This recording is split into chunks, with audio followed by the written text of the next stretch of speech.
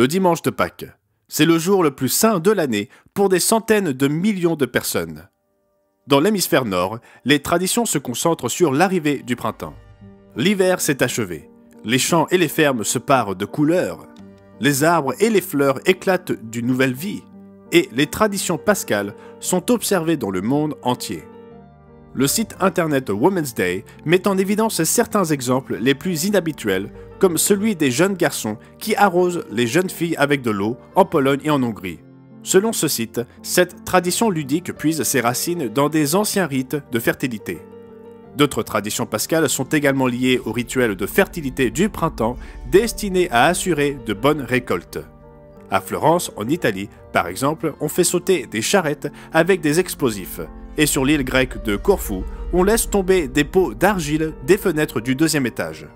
Si cela vous paraît étrange, que dire des traditions américaines comme le lapin de Pâques qui pond des œufs? Et qu'est-ce que tout cela a à voir avec la résurrection de Jésus? Voyez-vous, de nombreuses personnes bien intentionnées pratiquent ces traditions plutôt inhabituelles. Elles considèrent le dimanche de Pâques comme une célébration pour honorer Jésus-Christ. Après tout, la Bible dit bien que Jésus est mort au printemps. Et après sa mort, il fut mis dans un sépulcre, puis il fut miraculeusement ressuscité. Il est ressuscité. Mais ses disciples ont-ils célébré le dimanche de Pâques pour honorer sa résurrection? C'est une question importante à se poser, et c'est ce à quoi nous allons répondre dans l'émission d'aujourd'hui.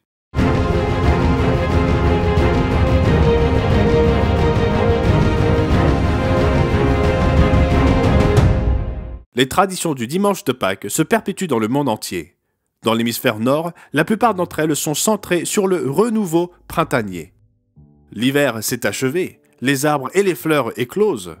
Mais même dans l'hémisphère sud, où les mois de mars et d'avril sont synonymes d'automne, les Pâques sont célébrées, mais avec une petite différence. Au lieu de manger des lapins en chocolat, les enfants australiens mangent des chocolats ayant la forme d'une créature ressemblant à une souris appelée Bilby. En matière de Pâques, il semble qu'il y en ait pour tous les goûts. Pour beaucoup de ceux qui fréquentent l'église, le dimanche de Pâques est le jour le plus saint de l'année. Et quoi de plus important que de célébrer la résurrection de Jésus? C'est ce que cherchent à faire de nombreuses personnes sincères et bien intentionnées. Mais les Pâques au pluriel, sont-elles bibliques? Comme nous l'avons déjà dit, de nombreuses personnes croient sincèrement qu'elles honorent la résurrection de Jésus en célébrant le dimanche de Pâques. Et oui, la résurrection se trouve mentionnée dans la Bible. Les 4 auteurs des évangiles en ont témoigné. Et nous, dans cette œuvre, nous éprouvons un respect profond pour ce que Jésus fit en mourant pour nos péchés. Nous croyons par la foi en lui que par son sang versé, nous pourrons aussi être ressuscités. C'est la merveilleuse espérance de tout chrétien. Mais revenons à la question initiale. Les disciples de Jésus célébraient-ils le dimanche de Pâques? S'ils l'ont fait, nous devons suivre leur exemple. S'ils ne l'ont pas fait, nous devons nous poser la question « Pourquoi pas ?» Découvrons ce qu'ils ont fait et ce qu'ils ont enseigné. Nous allons le décomposer en 3 points, dont voici le premier point. Numéro 1. En tant que chrétiens, nous devons suivre l'exemple de Jésus et de ses disciples. Ce point peut sembler simple, mais ne négligez pas l'évidence. Trop souvent, les gens fondent leurs croyances beaucoup trop sur la tradition et pas assez sur les Écritures. Nous pensons que beaucoup d'entre vous lisent fidèlement la Bible. Vous voulez être comme les Béréens, cités dans Actes 17, verset 11, qui examinaient chaque jour les Écritures pour voir si ce qu'on leur disait était exact. Au cours de son ministère, Jésus appela de nombreux disciples. Il leur ordonna de le suivre, comme mentionné dans Marc 2, verset 14. Ce n'était pas seulement une invitation à marcher avec lui jusqu'au prochain village. Ce n'était pas seulement une invitation d'ordre sentimental. Dans un sens très réel, il disait « Regardez ce que je fais et suivez mon exemple ». Il a répété cela de nombreuses fois. Dans Matthieu 10, verset 38, Jésus dit « Celui qui ne prend pas sa croix et ne me suit pas n'est pas digne de moi ». Vous voyez, suivre l'exemple et l'enseignement du Christ est ce qui est attendu d'un disciple. Après la mort et la résurrection de Jésus, les apôtres suivirent le même chemin.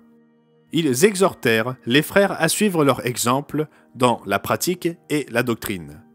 Remarquez ce que Paul dit aux Philippiens. « Soyez tous mes imitateurs, frères, et portez les regards sur ceux qui marchent selon le modèle que vous avez en nous. » Notez ce que Paul dit également au jeune évangéliste Timothée. « Pour toi, tu as suivi de près mon enseignement, ma conduite, mes projets, ma foi. » Paul voulait-il dire que les frères devaient simplement le suivre aveuglément? Non. Dans 1 Corinthiens 11, verset 1, il dit « Soyez mes imitateurs, comme je le suis moi-même de Christ. » Paul n'était pas parfait, les autres apôtres non plus. Le Nouveau Testament est très honnête quant à leurs erreurs. Et pourtant, le Christ travaillait à travers eux afin qu'ils puissent enseigner par la parole et l'exemple. Paul dit en d'autres termes, ne faites pas aveuglément tout ce que je fais ou dis, regardez mon exemple, et s'il est conforme à celui du Christ, alors suivez-le. C'est un thème constant dans tout le Nouveau Testament. C'est ce qui devrait guider notre vie, suivre l'exemple de Jésus et des apôtres.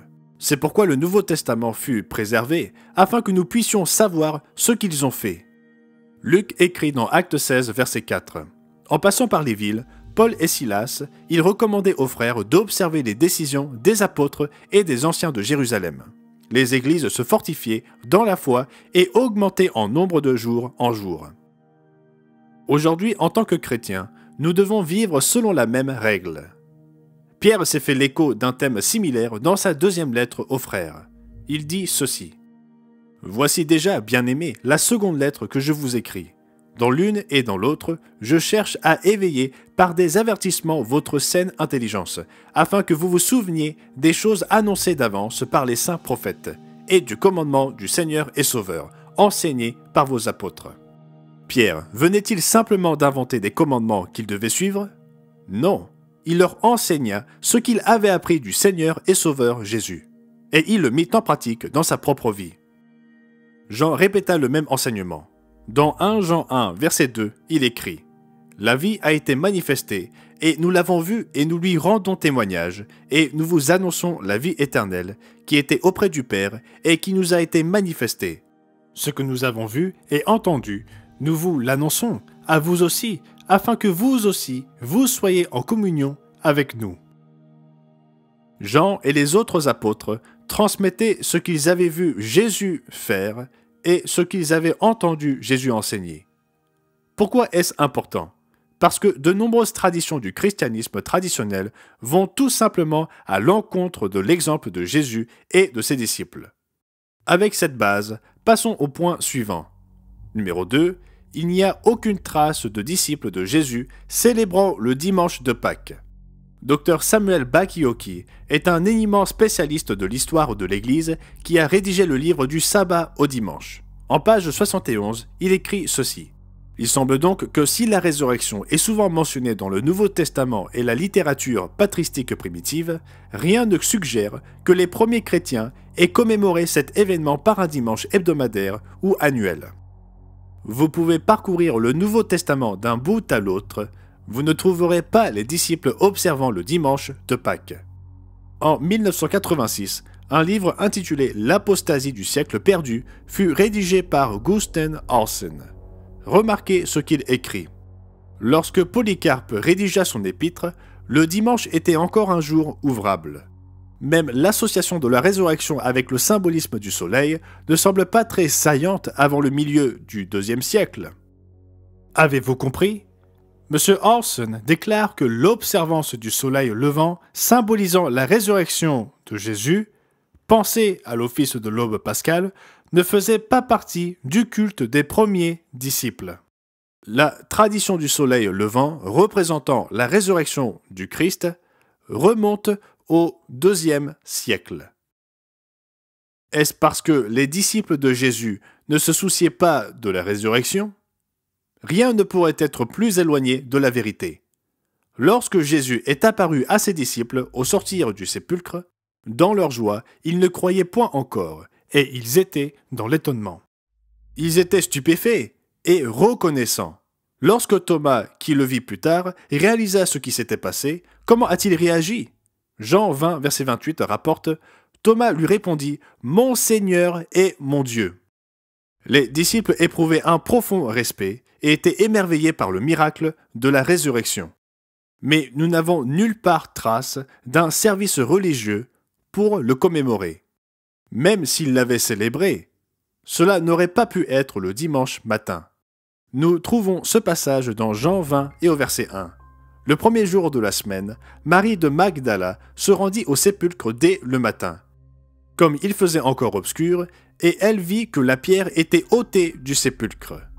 Le verset 2 déclare « Elle courut vers Simon-Pierre et vers l'autre disciple que Jésus aimait, et leur dit « Ils ont enlevé du sépulcre le Seigneur, et nous ne savons où ils l'ont mis. » Avez-vous compris? Marie était allée au sépulcre avant le lever du soleil. Il faisait encore nuit, et Jésus était déjà ressuscité, mais pas à l'aube, comme beaucoup le pensent. Les premiers disciples parlaient-ils de la résurrection? Oui, à de nombreuses reprises. Paul, dans sa défense, devant le Sanhédrin, dit « C'est à cause de l'espérance et de la résurrection des morts que je suis mis en jugement. » Il écrivit tout un chapitre entier sur la résurrection dans 1 Corinthiens 15. Et dans 1 Pierre 1, verset 3, remarquez ce que l'apôtre Pierre dit. « Béni soit Dieu, le Père de notre Seigneur Jésus-Christ, qui, selon sa grande miséricorde, nous a régénérés pour une espérance vivante par la résurrection de Jésus-Christ d'entre les morts. C'est là ce qui fait votre joie. » Les apôtres furent témoins de la résurrection de Jésus, et ils devaient en parler au monde entier. Mais nulle part dans le Nouveau Testament, nous ne trouvons trace de la célébration d'un culte un dimanche de Pâques. Cela n'existe tout simplement pas. Au contraire, les disciples célébraient une autre fête en l'honneur de Jésus-Christ. Quel était ce jour de fête qui était différent? Cela nous amène à notre dernier point dans cette émission. Numéro 3, les disciples de Jésus célébraient la Pâque chrétienne pour commémorer sa mort. Jésus célébra la Pâque au singulier avec ses disciples. Lors de sa dernière Pâque, juste avant sa mort, il apporta une signification symbolique au pain et au vin. Remarquez comment Marc le décrit. Pendant qu'il mangeait la Pâque, Jésus prit du pain, et après avoir rendu grâce, il le rompit, et le leur donna en disant « Prenez, ceci est mon corps ». Il prit ensuite une coupe, et après avoir rendu grâce, il la leur donna, et ils en burent tous. Et il leur dit « Ceci est mon sang, le sang de l'alliance, qui est répandu pour beaucoup. » Lors de cette fête, Jésus institua ces nouveaux symboles concernant son sacrifice qui approchait à grands pas. Il expliqua qu'en prenant ces symboles, ses disciples faisaient partie de la nouvelle alliance. Il leur expliquait comment son sang versé pouvait s'appliquer à eux pour être pardonnés de leurs péchés. L'apôtre Jean raconta également cette même dernière Pâque, mais avec d'autres détails. Il révéla que Jésus lava les pieds de ses disciples. Remarquez ce que Jésus dit dans Jean 13 et verset 15. « Car je vous ai donné un exemple, afin que vous fassiez comme je vous ai fait. Si vous savez ces choses, vous êtes heureux, pourvu que vous les pratiquiez. » C'est un ordre direct de suivre ces traces. Jésus ordonna à son peuple de prendre du pain et du vin, symbole de son corps meurtri et de son sang versé. Jésus ordonna également de laver les pieds les uns aux autres en signe d'humilité et de fraternité chrétienne. Jésus institua la Pâque chrétienne. C'est très différent de ce que la plupart des chrétiens du monde observent aujourd'hui, mais c'est consigné dans la Bible. Jésus dit que nous serions bénis si nous suivons son exemple. Qu'en est-il des apôtres? Nous disent-ils d'observer la Pâque chrétienne? Oui, Paul écrivit à ce sujet dans 1 Corinthiens 11 et verset 23. « Car j'ai reçu du Seigneur ce que je vous ai enseigné, c'est que le Seigneur Jésus, dans la nuit où il fut livré, prit du pain, et après avoir rendu grâce, le rompit et dit « Ceci est mon corps, qui est rompu pour vous. Faites ceci en mémoire de moi. » Jésus institua les nouveaux symboles de la Pâque, et Paul enseignait exactement la même chose. Il poursuivit.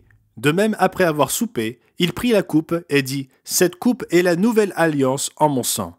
Faites ceci en mémoire de moi, toutes les fois que vous en boirez. » Paul suivait l'exemple du Christ, et Paul enseigna les frères à suivre également l'exemple de Jésus. Dans cette optique, il est intéressant de noter ce que Philippe Schaff, historien de l'Église primitive au XIXe siècle, dit de la Pâque chrétienne. Voici ce qu'il écrit. Les chrétiens d'Asie mineure, suivant la chronologie juive et faisant appel à l'autorité des apôtres Jean et Philippe, ont célébré la Pâque chrétienne. Cette observance était probablement la plus ancienne et la plus conforme à la tradition synoptique de la dernière Pâque de notre Seigneur qu'elle commémorait. En d'autres termes, il s'agit de l'observance la plus ancienne de la véritable Église. Jésus et ses disciples célébrèrent la Pâque chrétienne, en mémoire des souffrances et de la mort de Jésus.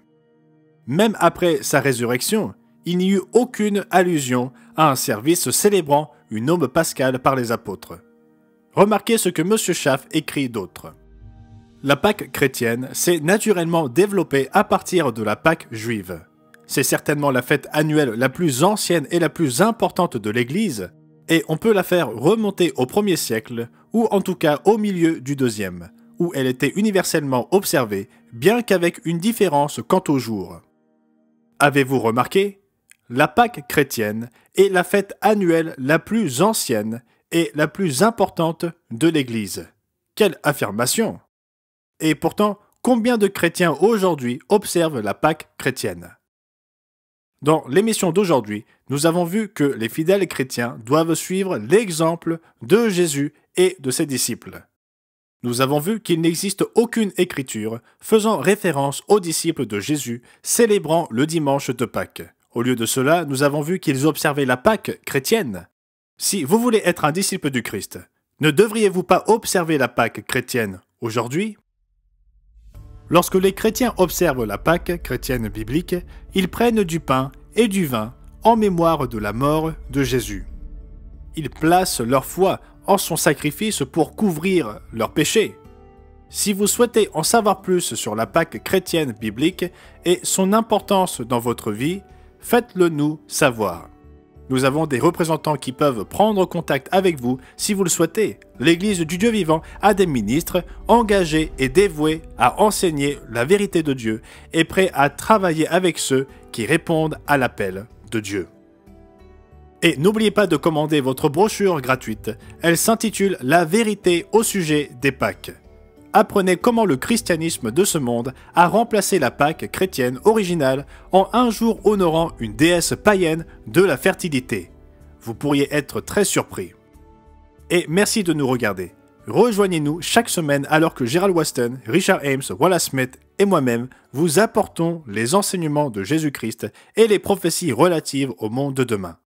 Jésus-Christ revient bientôt pour établir son royaume et mettre fin à la misère de ce monde troublé et confus. Que Dieu hâte ce jour.